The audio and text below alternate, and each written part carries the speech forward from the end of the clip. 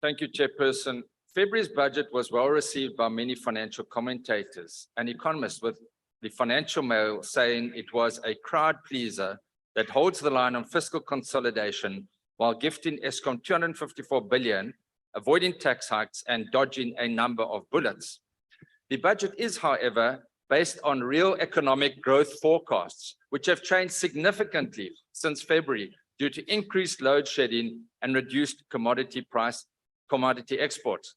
A National Treasury at that time forecast economic growth of 0.9% this year, whilst the Reserve Bank forecast 0.3%. Higher economic growth, as we all know, will require a vastly improved electricity supply and freight rail, and even that now is under serious threat.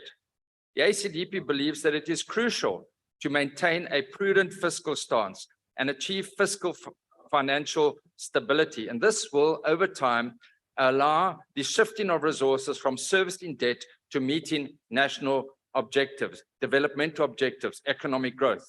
The question to the Honourable Minister is whether the path towards debt stabilisation is still on track, given the realisation of the fiscal risks pointed out in the budget review. And is it still expected that a primary surplus will be announced, which was announced in the budget, will be achieved?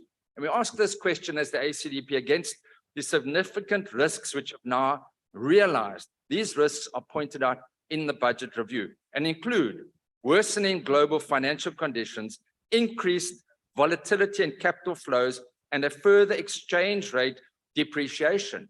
Now, we've seen a significant exchange rate depreciation, which clearly impacts on the budget's forecasts.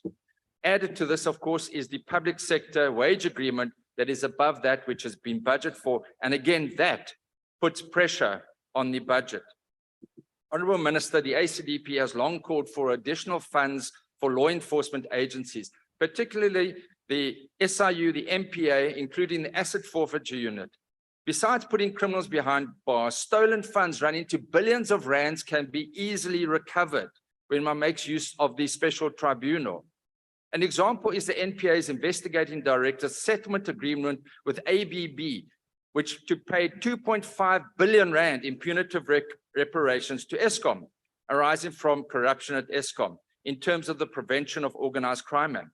This is in addition to 1.6 billion rand that ABB paid to Eskom in 2020. Honourable Minister, as the 2.5 billion is proceeds of crime at Eskom, shouldn't a large portion of that go back to fight crime and corruption at the entity?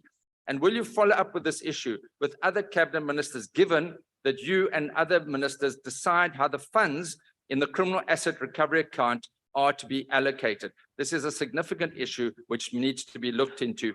I thank you. Thank you very much, Honourable Swart.